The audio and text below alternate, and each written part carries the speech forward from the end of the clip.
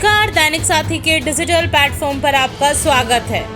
सहकारिता मंत्री डॉक्टर बनवारी लाल का बड़ा बयान। जी हां, रेवाड़ी के माजरा मनेठी में इसी साल होगा एम्स का शिलान्यास। एम्स के शिलान्यास को लेकर मुख्यमंत्री हो चुकी है बात। बोले, प्रदेश के 12 शहरों में खोले जाएंगे मॉडर्न हैफर्ड बाजार। सहकारिता मंत्री के निवास पर पहुंचे नवनिर्वाचित सैकड़ों पंच और सरपंच। और आपको बता दें कि पंच और सरपंचों ने मंत्री के आवास पर ढोल नगाड़ों पर नाच गाकर किया खुशी का इजहार। सभी ने एक दूसरे को मिठाई खिलाकर दी जीत की बधाई। सहकारिता मंत्री ने भी सभी नवनिर्वाचित पंच सरपंचों को दी जीत की बधाई और कहा कि मुख्यमंत्री के प्रदेश में विकास पर जनता ने लगाई मोहर। जीतने वाले पंच व सरपंचों में अधिकांश भाजपा की विचारधारा से जुड़े और कहा कि पंचायत चुनाव के बाद विकास का पहिया पकड़ेगा रफ्तार। पारदर्शिता व ईमानदारी से अपने अपने गांव में विकास कराएं सरपंच। वहीं सहकारिता मंत्री ने सभी सरपंचों से की भाईचारे से विकास करने की अपील। सभी ओर से सभी सरपंचों को हर संभव सहयोग का दिया आश्वासन। देखो, अभी पंचायत के चुनाव संपन्न हुए और पंच और सरपंच के रिजल्ट कल ही आए हैं। तो जिस तरह से जो सरपंच और पंच जीत के आए हो, ज़्यादातर भारतीय जनता पार्टी के विचारधारा के लोग आए हैं।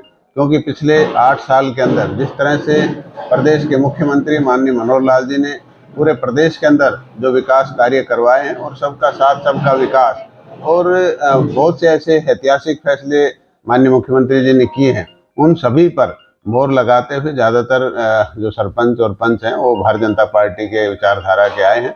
और हम उन सभी को बहुत बहुत बधाई देते हैं और गाँव वालों को भी बहुत बहुत बधाई देते हैं कि उन्होंने अच्छे उम्मीदवार चुन करके भेजे हैं ताकि गाँव का विकास आगे करवाते रहें। जिस तरह से पहले भी विकास होता रहा है, आगे भी इसी तरह विकास होता रहे। काफी समय से विकास कार्य अधूरे पड़े। तो मैंने पंचायतों से अभी भी सरपंच साहिबान से कहा कि भी आगे जो भी विकास कार्य कराएं, उन विकास कार्यों में एक तो पारदर्शिता हो, ईमानदारी से काम कराएं और सबको साथ लेकर के और भाईचारा बना करके काम करें।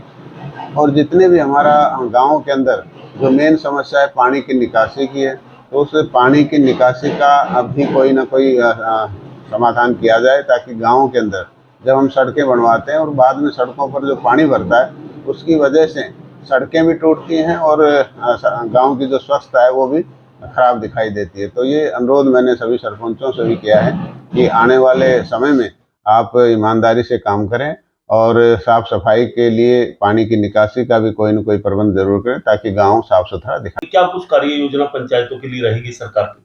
देखो, पिछले 1.5-2 साल 1 साल से तो पंचायतें नहीं थी, पहले कोविड आ गया था। तो इस योजना में निश्चित तौर पर हमारी जो विकास की रफ्तार थी वो धीमी पड़ी, लेकिन फिर भी काम होते रहे। लेकिन अब पंचायतें चुनी गई हैं और पंचायतें चुनने के बाद अब स्पीड और बढ़ेगी, विकास कार्यों में तेजी लाई जाएगी। विशेष कार्य क्या कुछ विशेष कार्य योजना रहेगी? देखो, कल हमने परसों मीटिंग ली थी तो सारे हमारे जितने भी फेडरेशन थे उनके सभी एमडीज थे और सीनियर अधिकारी थे, एसीएस थे। तो उनसे जो भी हमारी जैसे शुगर फैड है, डेयरी फैड है, हैफेड है, इनमें हम क्या कुछ कर सकते हैं इस पर चर्चा हुई।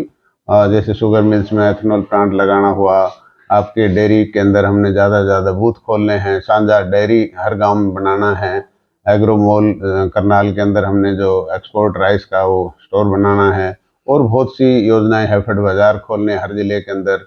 और शुगर फैड के अंदर जैसे एथेनॉल प्लांट लगाने, बगास से ब्रिकेट बनाने, रिफाइंड शुगर बनानी है, गुड़ शक्कर बनाने, इन सब चीज़ों पर हमने विस्तार से चर्चा की और विभाग के अधिकारियों को दिशा निर्देश दिए कि इस पर कार्य करें ताकि हमारा जो देश के प्रधानमंत्री नरेंद्र भाई मोदी जी का जो सपना है आत्मभार निर्भर का, तो वो सपना इसी कोऑपरेटिव डिपार्टमेंट से ही पूरा हो सकता है। दोस्तों, दिनों से चर्चा में है, अब विपक्ष कह रहा है कि ये जुमला है, आपने यहाँ तक मुकाम तक पहुंचा दिया, अब आगे क्या कुछ योजना है इसके बारे में? देखो जितना लेट हुआ उसका तो आपको भी कारण पता है कि ज़मीन अवेलेबल ना होने की वजह से सारा मामला डिले हुआ। लेकिन प्रदेश की सरकार और देश की सरकार ये चाहती है कि जितना जल्दी इसका शिलान्यास हो उतना अच्छा रहेगा। तो अभी माननीय मुख्यमंत्री जी से भी हमने बात की है, तो हमने उनसे भी रिक्वेस्ट की है कि भी इसका जल्दी से शिलान्यास करवाया जाए। और माननीय मुख्यमंत्री जी ने कहा है कि भी हम प्रयास करेंगे कि इसी साल इस प्रोजेक्ट का, एम्स प्रोजेक्ट का शिलान्यास हम करवाएं। तो मुझे विश्वास है कि इसी साल इसका शिलान्यास, एम्स का शिलान्यास माजरा के अंदर होगा। मुख्यमंत्री जी से बातचीत हो चुकी है आपकी? माननीय मुख्यमंत्री जी हमने रिक्वेस्ट की थी कि भाई आप हमारा ये जल्दी इसका शिलान्यास करवाएं, क्योंकि विपक्ष के लोग तो आप जैसे कह रहे हो जुमला जुमला, तो उनको इसका मुंह बंद करने के लिए इसका जल्दी से शिलान्यास हो। और मुख्यमंत्री जी ने कहा कि भाई हम जल्दी इसका शिलान्यास करवाएंगे। योजना है, किस तरीके से ये योजना किस तरह से होगी ये योजना? देखो, हम इसके अंदर गांव में सोसाइटी बनाएंगे और सोसाइटी के तहत जो लोग पशुपालन के लिए लोन लेना चाहते हैं उन लोगों को उसमें शामिल किया जाएगा। और एक कई बार क्या होता है, बैंकों से लोन लेते हैं तो ये रिजेक्ट हो जाता है कि भाई आपके पास जगह नहीं है पशु बांधने के लिए। तो वो समस्या दूर हो, उसके अंदर गाँव के अंदर लीज पे कुछ ज़मीन लेकर के उस पर शेड डालेंगे और पशु चारे के लिए भी जगह बनाई जाएगी।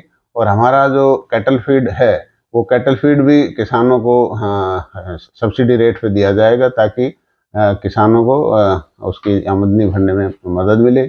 और दूध किसान मतलब जो भी पशुपालक है वो दूध हमारे डेयरी फेड को देगा, ताकि उसकी जो किस्त है उसमें से कटती रहे और बाकी जो मुनाफा उसके खाते में जाता रहे। हिमाचल प्रदेश के देखो, जिस तरह से पूरे देश के अंदर भारतीय जनता पार्टी का माहौल है और देश के प्रधानमंत्री नरेंद्र भाई मोदी का जिस तरह से पूरा देश उनके पीछे है, तो मुझे पूरा विश्वास है कि भारतीय जनता पार्टी हिमाचल प्रदेश के अंदर भी अच्छा करेगी और भारतीय जनता पार्टी की सरकार दोबारा से हिमाचल प्रदेश में बनेगी।